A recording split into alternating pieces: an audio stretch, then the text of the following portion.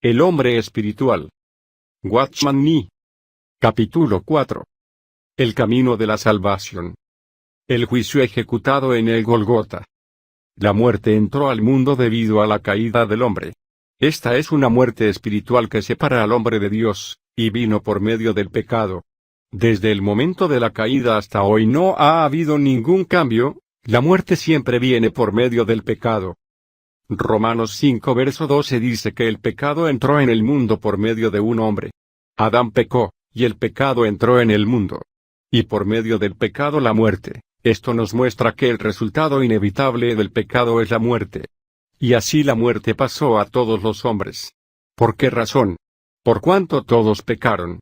No solo la muerte pasó a todos los hombres, sino que según la traducción literal de esta frase, la muerte se extendió a todos los hombres. El espíritu, el alma y el cuerpo se llenaron de la muerte. La muerte está presente en cada parte del hombre. Por lo tanto, el hombre no tiene otra alternativa que recibir la vida de Dios. El camino de la salvación no depende del esfuerzo del hombre por mejorar, porque la muerte no tiene posibilidad alguna de mejorarse. El pecado primero debe ser juzgado, y entonces podemos ser libres de la muerte que viene por medio del pecado. Esta es la salvación que Jesucristo efectúa. Según la Biblia, el hombre que peque debe morir.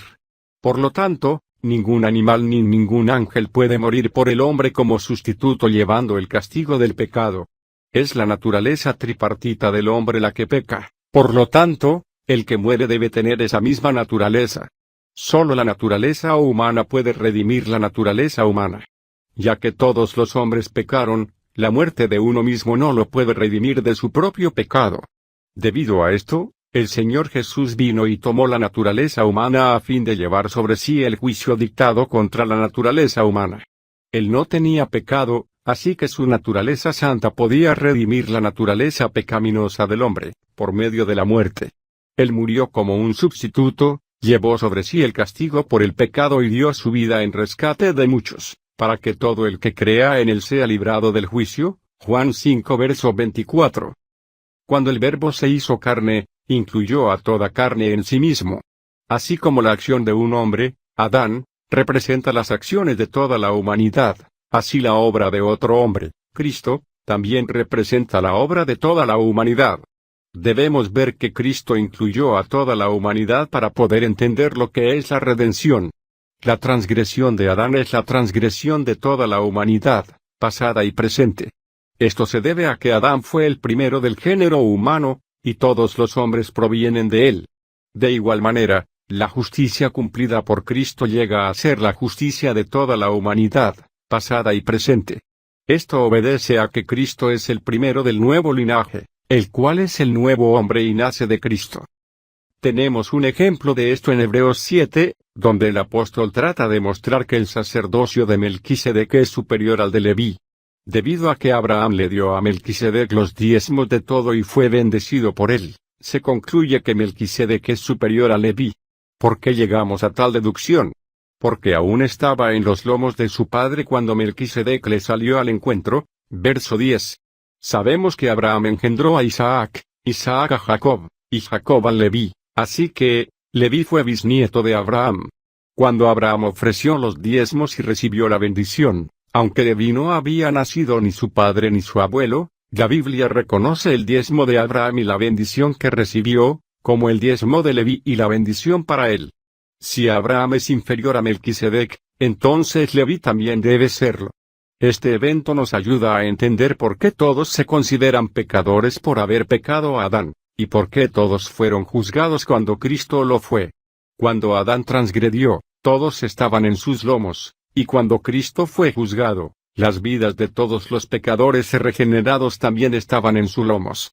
Por esta razón, cuando Cristo fue juzgado por el pecado del hombre, todos los que creen en él también fueron reconocidos como ya juzgados, y todos los que creen en él no serán juzgados. Debido a que la naturaleza humana debe sufrir el juicio, el Hijo de Dios, el hombre Jesucristo, llevó sobre la cruz, en su espíritu, alma y cuerpo el castigo que merecía la humanidad. Examinemos primeramente el castigo que sufrió su cuerpo. El hombre peca por medio de su cuerpo, pues éste hace que el hombre peque y sienta placer al hacerlo. Por lo tanto, la parte del hombre que necesita ser castigada es el cuerpo. ¿Quién puede comprender completamente el sufrimiento del cuerpo del Señor Jesús mientras estaba sobre la cruz? En el Antiguo Testamento, los salmos mesiánicos, los que se relacionan con Cristo, nos dan una descripción clara de la agonía de su cuerpo. Horadaron mis manos y mis pies, Salmo 22 verso 16. El profeta lo describió como aquel a quien traspasaron, Zacarías 12 verso 10. Sus manos, sus pies, su frente, su costado y su corazón fueron traspasados por los hombres. Él fue horadado por los seres humanos pecaminosos y para el bien de ellos. Allí él sufrió intenso dolor. Debido a que el peso de su cuerpo había estado colgando de la cruz sin ningún soporte, tuvo una fiebre alta causada por la falta de circulación de la sangre en todo su cuerpo. Su boca se secó, y él clamó, mi lengua se pegó a mi paladar, Salmo 22 verso 15, y en mi sed me dieron a beber vinagre, Salmo 69 verso 21. A las manos les encanta pecar, por eso, deben ser clavadas. Ya que a la boca le gusta pecar, debe sufrir. Los pies van en pos del pecado, así que, deben ser traspasados. A la cabeza le place pecar, por ende, debe llevar una corona de espinas. El castigo que el cuerpo humano merece, fue ejecutado a cabalidad sobre su cuerpo. Fue así como él sufrió el dolor físico, hasta que la muerte puso fin a todo ello. Aunque él podía evitarse esos sufrimientos, él entregó su cuerpo voluntariamente para sufrir esos indescriptibles dolores y agonías. No se retractó ni por un momento, hasta que supo que todo estaba consumado, Juan 19 verso 28. Solo entonces, rindió su vida. No solo su cuerpo sufrió, sino también su alma. Nuestra alma es la parte por la cual estamos conscientes de nosotros mismos. Cuando el Señor Jesús estaba en la cruz, le ofrecieron vino mezclado con mirra para que perdiera la sensibilidad y no sintiera dolor, pero él lo rechazó. No quiso dejar de estar consciente. El alma del hombre anhela los placeres del pecado, por eso, él debía estar muy consciente de los dolores por el pecado. Él escogió beber la copa que Dios le dio, y no beber la que le haría perder el sentido. Qué vergonzoso era morir en una cruz. Era un castigo para los esclavos que escapaban. Un esclavo no tenía posesiones ni derechos civiles. Hasta su cuerpo pertenecía a su amo. Por lo tanto, la cruz, el castigo menos honroso, se aplicaba a los esclavos. El Señor Jesús tomó nuestro lugar como un esclavo y fue clavado en la cruz. Isaías se refirió a él como esclavo, Pablo también dijo que él era un esclavo. Él vino como un esclavo para salvarnos a nosotros, quienes a lo largo de nuestras vidas éramos esclavos del pecado y de Satanás. Éramos esclavos de las concupiscencias, de la ira, de los vicios y del mundo. Habíamos sido vendidos al pecado, pero Él murió para librarnos de nuestra esclavitud y llevó sobre sí toda nuestra vergüenza. La Biblia nos dice que los soldados echaron suertes sobre sus vestidos. Juan 19 verso 23. Cuando fue crucificado, estaba casi desnudo. Esta vergüenza era parte de la crucifixión. El pecado quita nuestras vestiduras de luz y nos desnuda. El Señor Jesús fue despojado de su ropa delante de Pilato y luego en el Gólgota. ¿Cómo reaccionó su naturaleza santa? ¿No pisoteó esto la santidad de su humanidad y lo avergonzó? ¿Quién puede comprender cómo se sintió su alma en esa hora? Mientras todos los hombres disfrutaban la gloria del pecado, nuestro Salvador sufría la vergüenza del pecado. Ciertamente, a esa hora Dios lo cubrió de afrenta, y tus enemigos, oh Jehová, han deshonrado. Porque tus enemigos han deshonrado los pasos de tu ungido, Salmo 89 versos 45 y 51. Pero él sufrió la cruz, menospreciando el oprobio, Hebreos 12 verso 2. Nadie puede comprender en verdad cómo sufrió su alma en la cruz. Por lo general, solamente pensamos en los sufrimientos de su cuerpo y olvidamos los sentimientos de su alma. La semana anterior a la Pascua, él dijo, ahora está turbada mi alma, Juan 12 verso 27. Esto habla de la cruz. Cuando estaba en Getsemaní dijo, mi alma está profundamente triste, hasta la muerte, Mateo 26 verso 38. Sin estas palabras no podríamos entender la agonía en su alma. Isaías 53 versos 10 al 12 dice 3 veces que él dio su vida, oh alma, afligió su alma, y derramó su vida, oh alma, hasta la muerte. Ya que él cargó con la maldición y la vergüenza de la cruz, todo aquel que cree en él ya no necesita cargar con ello. Su espíritu también sufrió grandemente. El espíritu es la parte por medio de la cual el hombre tiene comunión con Dios. El Hijo de Dios es santo y sin pecado, separado de los pecadores. Su espíritu, en unión con el Espíritu Santo, nunca tuvo un momento de oscuridad ni de confusión. Constantemente disfruto la presencia de Dios. Porque no estoy yo solo, sino yo y el que me envió, el Padre. Juan 8 verso 16. Porque el que me envió, conmigo está. Verso 29. Por eso, podía orar, Padre, gracias te doy por haberme oído. Yo sabía que siempre me oyes. Capítulo 11 versos 41 al 42. Sin embargo, mientras estaba sobre la cruz, el momento en que más necesitaba la presencia de Dios, él clamó, Dios mío, ¿por qué me has desamparado? Mateo 27 verso 46. Su espíritu estaba separado de Dios. Se sintió solo, rechazado y aislado. Siguió siendo obediente, haciendo la voluntad de Dios, pero fue abandonado, no por nada suyo, sino por el pecado de otros. El peor daño que causa el pecado es el que le causa al espíritu. Por lo tanto, a un tal santo, el Hijo de Dios, debido a que cargó con el pecado de otros, llegó a estar separado de Dios.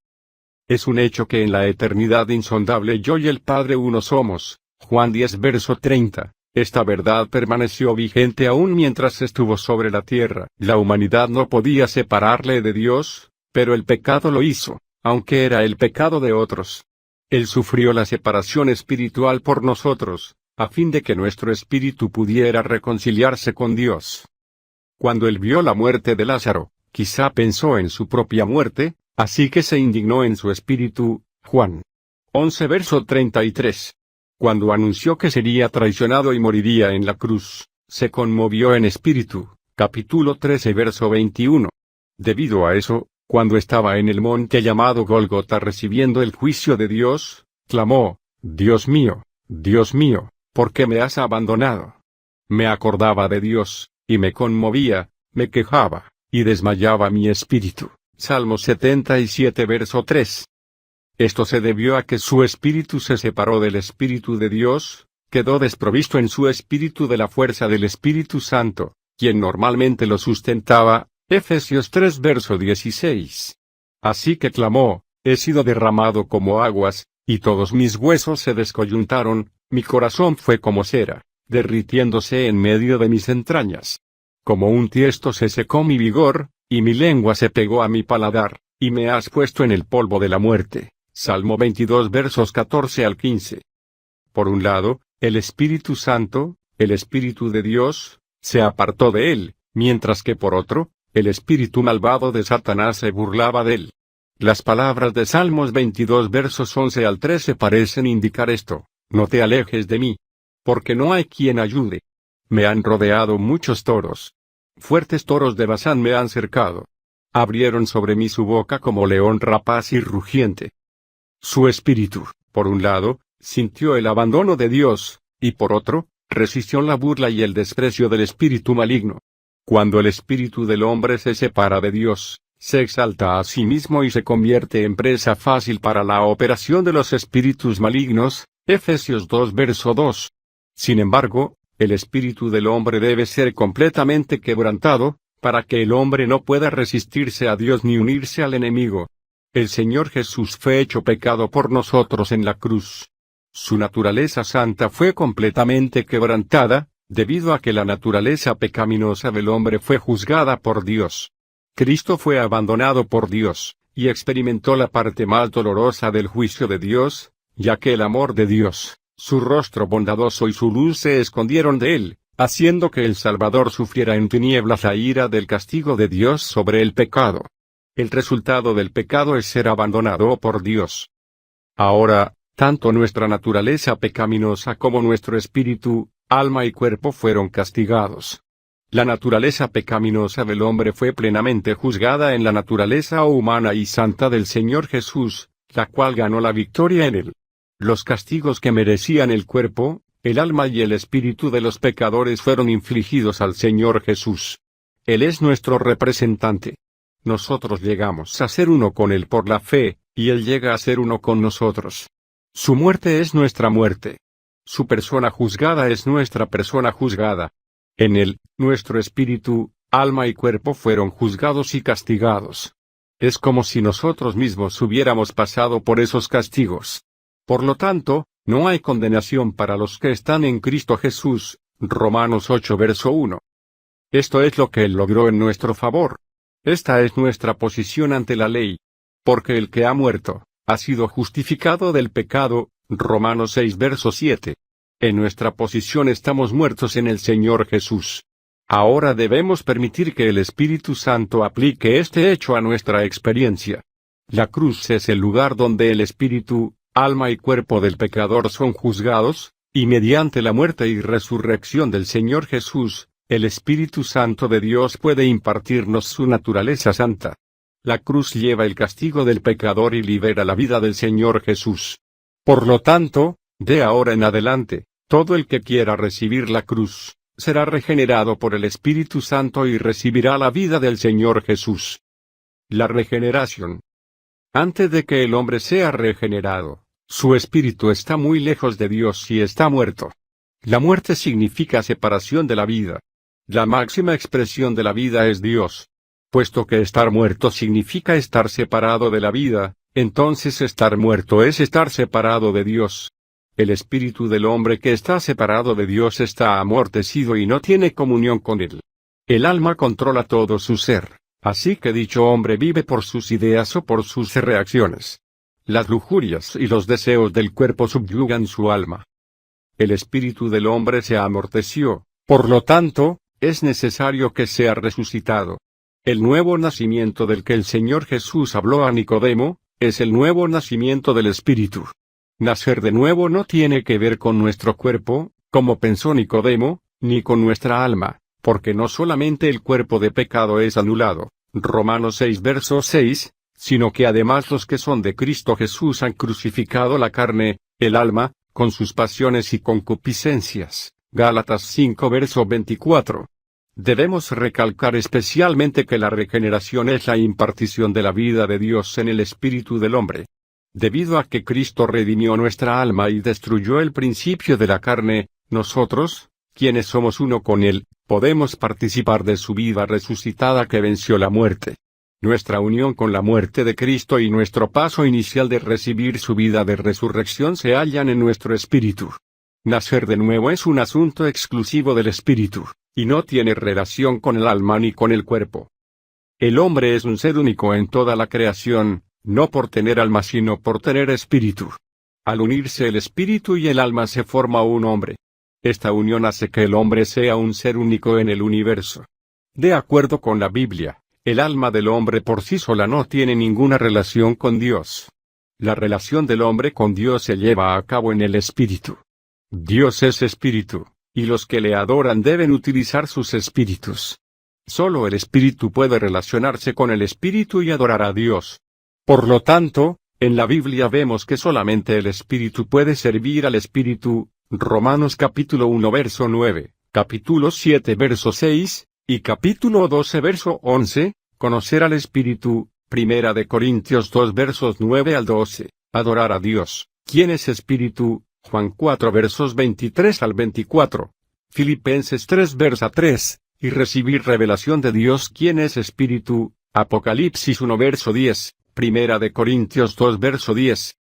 Por lo tanto, debemos tener presente que Dios siempre se relaciona con el hombre por medio del espíritu humano y cumple su plan por medio de dicho espíritu. Por lo tanto, para que el espíritu del hombre cumpla el propósito de Dios, debe permanecer en una unión constante y viva con Dios mismo, y en ningún momento seguir las emociones, los deseos ni las ideas del alma, pues contradicen la ley divina. De no ser así, la muerte vendrá, y el espíritu interrumpirá su unión con Dios, quedará desconectado de la vida de él. Ya dijimos que esto no significa que el hombre pierda su espíritu, sino que éste cede su posición al alma. Cuando el espíritu del hombre obedece el impulso de su hombre exterior en la forma de ideales y deseos, el resultado es que pierde su comunión con Dios. Esto constituye la muerte. Quienes están muertos en delitos y pecados se entregan a los deseos de la carne y de los pensamientos. Efesios 2 versos 1 y 3. La vida de un hombre no regenerado está casi enteramente bajo el control del alma. Primero, el hombre experimenta ansiedad, curiosidad, gozo, orgullo, compasión, vicios, placer, asombro, vergüenza, amor, arrepentimiento, entusiasmo y felicidad. Segundo, el hombre tiene ideales, imaginaciones, supersticiones, dudas, suposiciones, investigaciones, inferencias, experiencias, análisis, reflexiones, etc. Tercero, el hombre tiene deseos de obtener poder, riquezas, aprobación social, libertad, posición, fama, alabanza y conocimiento. Él puede ser decisivo, dependiente, valiente y paciente, al mismo tiempo, puede ser temeroso, indeciso, independiente, obstinado y recalcitrante. Todas estas son manifestaciones del alma en sus tres aspectos, la parte emotiva, la mente y la voluntad. ¿Acaso no está la vida del hombre llena de estas cosas? Sin embargo, la regeneración del hombre no se produce como resultado de ninguna de estas funciones. Uno puede arrepentirse de las ofensas, lamentarse por el pecado y proponerse, con lágrimas, mejorar, sin embargo, eso no trae salvación. La confesión, la decisión, así como muchos otros sentimientos religiosos no producen la regeneración. Aún la determinación de la voluntad, el conocimiento intelectual y la receptividad en la mente para escoger lo bueno, hermoso y noble, no pasan de ser funciones del alma, mientras que el espíritu puede permanecer completamente inactivo. En la salvación la voluntad, la parte emotiva y la mente del hombre no son lo principal ni lo básico, más bien, son secundarios o subordinados. Por lo tanto, sin importar el grado de sufrimientos del cuerpo, de la agitación de la emoción, de las exigencias de la voluntad o del entendimiento de la mente para reformar y mejorar al hombre, nada de eso constituye el nuevo nacimiento. En la Biblia la regeneración sucede en una parte del hombre que es más profunda que el cuerpo y el alma. Es en su espíritu donde el Espíritu Santo le imparte la vida de Dios. Debido a esto, todo obrero del Señor debe entender que nuestras habilidades naturales no pueden hacer que alguien nazca de nuevo. La vida y obra cristiana, de principio a fin, no debe confiar en el poder del alma. Si lo hace, el fruto solo será en la esfera del alma y no penetrará a lo más profundo, al espíritu del hombre. Debemos depender del Espíritu Santo para impartir la vida de Dios a otros. ¿Cómo puede el hombre ser regenerado en el espíritu? El Señor Jesús murió en lugar del pecador para recibir el castigo que éste merecía. El espíritu, el alma y el cuerpo del pecador, junto con todos sus pecados, fue juzgado en el Señor Jesús sobre la cruz. A los ojos de Dios y según su propósito, la muerte del Señor Jesús es reconocida como la muerte de todas las personas de este mundo. Él, en su humanidad santa, murió por toda la humanidad pecadora. Sin embargo, al hombre le corresponde algo, que es unirse por la fe en espíritu, alma y cuerpo al Señor Jesús. Esto significa que debe reconocer que el Señor Jesús viene a ser el mismo, y debe tomar la muerte y la resurrección del Señor Jesús como su propia muerte y resurrección. Este es el significado de Juan 3 verso 16. Para que todo aquel que en él cree, tenga vida eterna. El pecador debe usar su fe para creer en el Señor Jesús, estar unido a su muerte, y así ser uno con él en su resurrección. Entonces, podrá obtener la vida eterna, la cual es una vida espiritual, Juan 17 verso 3, y nacerá de nuevo. Debemos tener mucho cuidado para no considerar la muerte sustitutiva del Señor y nuestra muerte juntamente con Él como dos asuntos separados. Aquellos que ponen atención al conocimiento tienen esta tendencia, pero no debe ser así en nuestra vida espiritual. La muerte sustitutiva del Señor y nuestra muerte juntamente con Él pueden diferenciarse pero nunca deben separarse. Cuando uno cree en la muerte sustitutiva del Señor Jesús, en realidad ya murió con Cristo. Romanos 6 verso 2. Creer que el Señor Jesús tomó mi lugar de castigo, es creer que yo ya fui castigado en él. La pena por el pecado es la muerte, y ese fue el castigo que el Señor sufrió por nosotros. Por lo tanto, en el Señor Jesús yo ya estoy muerto. De no ser así, no hay salvación. Decir que Él murió en mi lugar es decir que yo ya fui castigado y morí en Él. Aquellos que confíen en este hecho podrán experimentarlo. La fe por la cual un pecador cree en la muerte sustitutiva del Señor Jesús lo introduce en Cristo y lo une a Él. Aunque muchas veces Él solamente ve los problemas con respecto al castigo por el pecado y no comprende lo que es el poder del pecado, esta unión con el Señor es común a todos los creyentes. El que no está unido al Señor, no ha creído en Él y no tiene nada que ver con Él. Creer en el Señor es unirse a Él. Estar unido al Señor significa experimentar todo lo que Él experimentó. En los versículos 14 y 15 de Juan 3 el Señor Jesús explicó claramente lo que significa estar unido a Él. Es estar unido a Él en su muerte y crucifixión. Todo aquel que cree en el Señor Jesús está unido por lo menos en posición a la muerte de Cristo. Pero sí, hemos crecido juntamente con Él en la semejanza de su muerte, ciertamente también lo seremos en la semejanza de su resurrección. Romanos 6 verso 5. Por lo tanto, todo el que cree en la muerte sustitutiva del Señor Jesús ha sido resucitado, en posición, con Él. Aunque un creyente no haya experimentado plenamente el significado de la muerte del Señor, Dios ya le resucitó juntamente con Cristo, y en la vida resucitada del Señor ya recibió una vida nueva y nació de nuevo. Debemos rechazar la idea de que el hombre debe experimentar la muerte y la resurrección con el Señor antes de nacer de nuevo. Según la Biblia, cuando una persona cree en el Señor Jesús, nace de nuevo. Mas a todos los que le recibieron, a los que creen en su nombre, son engendrados de Dios. Juan 1 versos 12 al 13. Tengamos presente que nuestra corresurrección con el Señor no es una experiencia posterior a la regeneración. Nacer de nuevo es resucitar juntamente con el Señor porque la muerte del Señor, o sea, nuestra muerte con Él, eliminó el problema de nuestra vida pecaminosa. Entonces, en la resurrección del Señor, o sea, cuando resucitamos con Él, se nos dio una vida nueva, la cual dio inicio a nuestra vida cristiana. Por eso la Biblia dice: Dios nos ha regenerado mediante la resurrección de Jesucristo de entre los muertos. Primera de Pedro 1 verso 3. Esto nos muestra que todo creyente, todo el que nace de nuevo ya fue resucitado con el Señor. Sin embargo, en Filipenses 3 el apóstol Pablo nos dice que el creyente todavía necesita aspirar a conocer el poder de su resurrección. Verso 10. A muchos cristianos, aunque ya nacieron de nuevo y participaron en la resurrección del Señor, les falta la manifestación del poder de la resurrección. Así que no debemos confundir la posición con la experiencia. Cuando una persona cree en el Señor Jesucristo, aunque todavía sea débil o desconozca los hechos, Dios le dio una posición en la cual puede darse por muerto, resucitado y ascendido con el Señor. Aquellos que fueron aceptados en Cristo, en posición, son aceptados igual que Él. Sin embargo, los creyentes no necesariamente tienen la experiencia de este hecho. El creyente está en una posición en la que posee todas las experiencias del Señor Jesús. En experiencia, como mínimo, ya nació de nuevo. El nuevo nacimiento no se debe a que haya experimentado la muerte, la resurrección y la ascensión del Señor a cierto grado, sino a que cree en Él.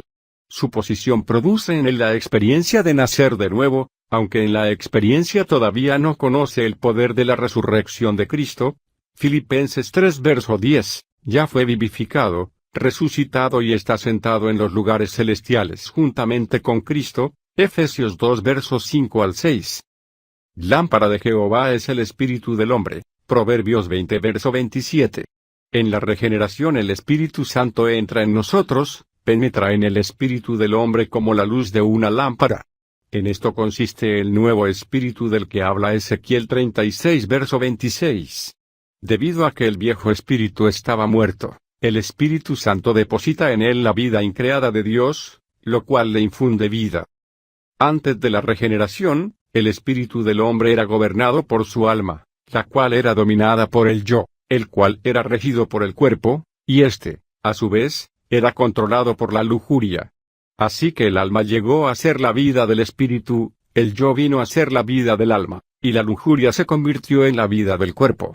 Pero después de la regeneración del hombre, el Espíritu Santo gobierna su espíritu, hace que éste gobierne su alma, y por medio del alma también gobierna su cuerpo. Ahora el Espíritu Santo llega a ser la vida del espíritu, y el espíritu, la vida de todo su ser. En la regeneración el Espíritu Santo revive el espíritu humano y lo renueva. En la Biblia, la regeneración se refiere al paso por el cual el hombre sale de la muerte y entra en la vida. La regeneración, igual que el nacimiento físico, sucede solo una vez, y una es suficiente. En el nuevo nacimiento el hombre recibe la vida de Dios, nace de él y llega a ser hijo de Dios. Según las Escrituras, la renovación se refiere a la obra que hace el Espíritu Santo en nuestro ser, llenándonos progresivamente de su vida y venciendo completamente nuestra vida carnal. Es una obra larga, continua y progresiva. En tal persona es restaurado el orden original del espíritu y el alma.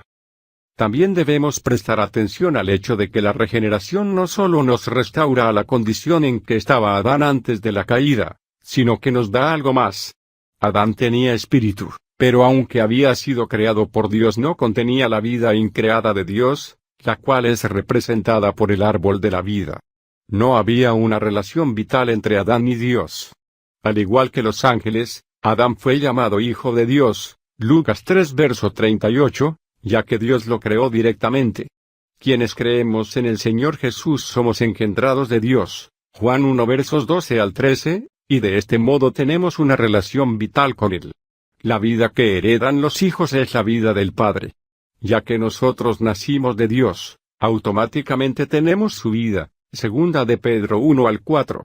Si Adán hubiera querido recibir la vida que Dios le ofreció por medio del árbol de la vida, habría tenido la vida eterna e increada de Dios.